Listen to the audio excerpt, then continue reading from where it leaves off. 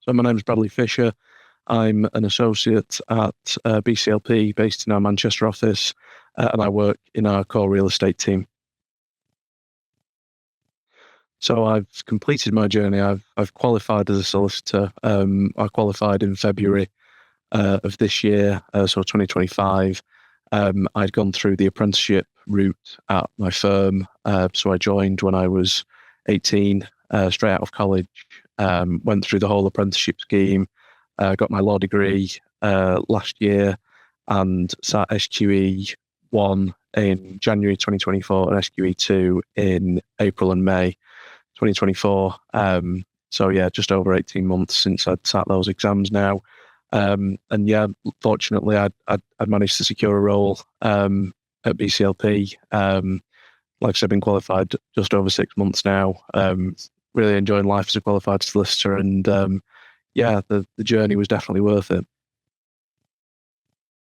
So when I was at college, I did think I wanted to go to university and study law traditionally. So at university, I'd had a few offers accepted, and was going to go for it.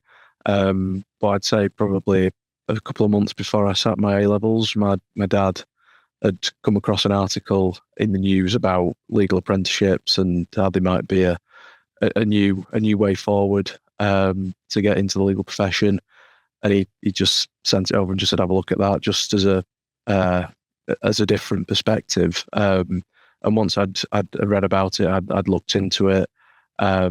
It sounded like it was a route that really appealed to me. You know, sort of getting on the job ladder straight away, learning whilst I'm earning. The firm would sponsor you through your exams, and you'd get all this experience working with all these amazing people from such a young age. I thought it suited me better and sort of my style of learning to be a bit more practical and do a bit of learning on the job. So I thought, yeah, that looks like a good idea. So I applied to a few firms, stumbled across BCLP or BLP as it was back then, pre-merger. And I went for an assessment day. I did really well. They were really impressed with me. And they were fortunate enough to offer me a job. And I just decided, yeah, I'll just accept it, just go for it, take the plunge. And, you know, thank goodness I did. You know, that it's given me so many opportunities, I've been to so many places, I've been seconded to clients, I've been up and down the country. You know, I've been able to really build my career sort of how I want to. And yeah, the opportunities have been endless, and it's been a real privilege to be an apprentice and to sort of work at such a prestigious firm as well, and have them believe in you all the way through it. Was amazing. So yeah, I've got no regrets on my decision either. I think it was an inspired choice for me to go this way, and it's really worked out for me. And you know, I do lots of careers events and speak to lots of students nowadays, and they say, you know, why did you choose this? And I give my reasons, and they're all quite impressed by what opportunities I've had. But I also equally put a note on the side that, you know, this was the route that worked for me. It might not be the route for everybody. People might be better off going to university. They might be better doing it through that experience. So it's all down to personal preference, personal experience, and what works for you. And fortunately, this one worked for me, and I'm sat here today talking to you guys. So yeah, privilege really.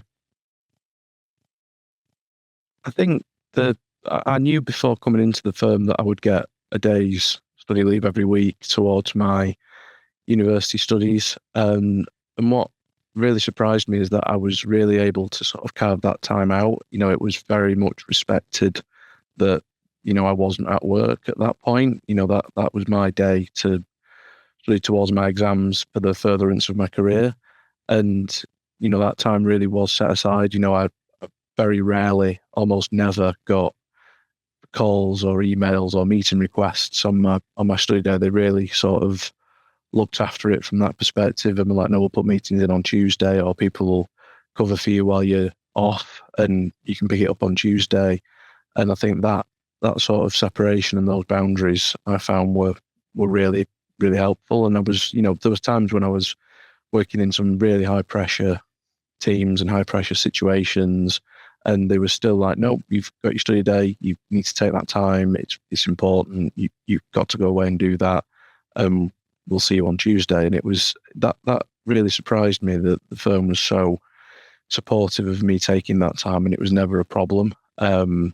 So I'd had it in my head before I started that, I might have to log on quite a bit on my study day and catch up. But no, I'd say it was extremely rare. And even if I did log in on my study day, they'd be like, would you want to move it? Do you want to take it later in the week? And so that support piece was just an example of something that's a bit niche, and I wasn't really expecting it. But all the other support is there. You've got a apprenticeship manager, you've got a full program. There's an emerging talent team who are looking out for you, looking after you. You've got supervisors in your teams who are looking out for you and looking after you as well. You've got a program which is there to help you learn and progress. And I found that the program was stuck to quite a lot, and it was really supportive, and it really helped me thrive. I mean, for SQE in particular, it's obviously quite a big exam, and there's a lot of content that you've got to learn, and not just learn but retain. I found that I did quite a lot of reading. I'll be honest, for my exams, I used a lot of revision guides that were prepared by my firm's training provider. I found revision tools online. I found other revision books that I'd purchased. So I managed to read around a lot of the topics. I made my own notes from them. I would then go through and color code them and highlight them, because my brain tends to respond really well to color. So I'd bought quite a lot of highlighters and made quite good use of those. And then I'd also focused a lot on the MCQ practice, particularly for SQE1. I did so many MCQs from both my training provider, from the SRA sample questions, from other providers as well. So I did a lot of practice. And I think that's what really helped me get that exam technique nailed down. And that helped me when it came to the actual exam as well. So yeah, I think that was the main sort of stuff for SQE1. For SQE2, obviously it's slightly different because the format is, again, a bit different to SQE1, but the sort of core principles remain the same. A lot of reading, a lot of note taking, condensing those notes down, trying to digest that information in an efficient way. And then using a lot of the practice questions again. There's lots of sample questions on the SRA website. My provider gave lots of them, and it was doing those, and particularly for SQE2, it was sort of speaking out loud, almost talking to the wall or talking to a friend, and trying to practice sort of that way. And I found that really helpful. And then you'd sort of have a look at the suggested answers afterwards, and it would sort of break down the points where you'd be picking things up, or points where you'd be like, I've not quite touched on that. Maybe I need to have another think. And, going through those exercises was extremely useful and made me go into those exams feeling as prepared as I could do.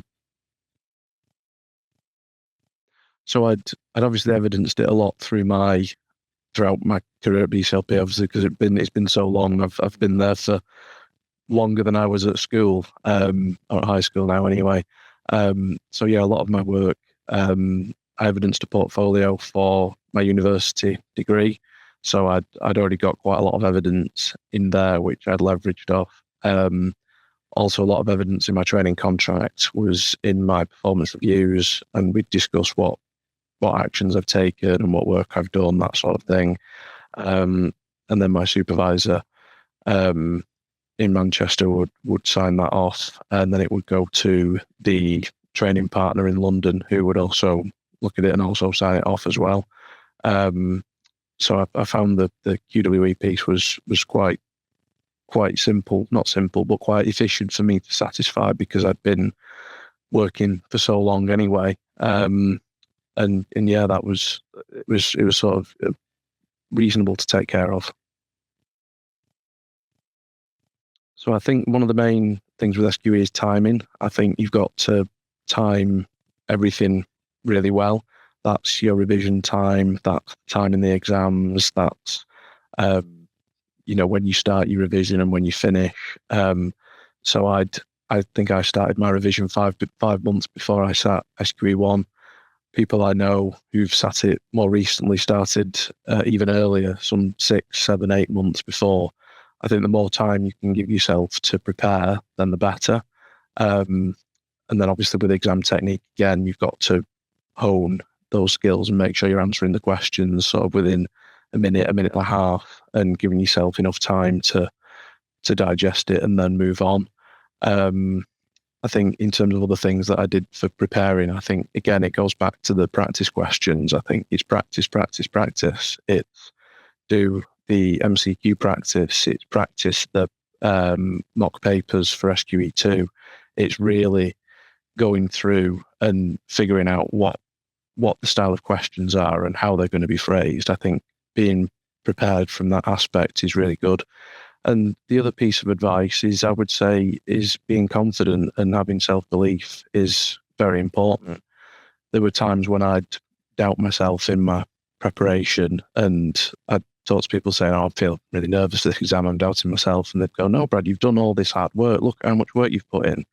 You've done a lot of preparation. So you've got to believe in yourself to push on and get through these really tough exams. And I think, having that self-belief and that confidence that you can do it does give you a little bit of an extra push and can tip you over into passing. Whereas if you're not believing in yourself, you're thinking, oh no, this is the worst thing ever.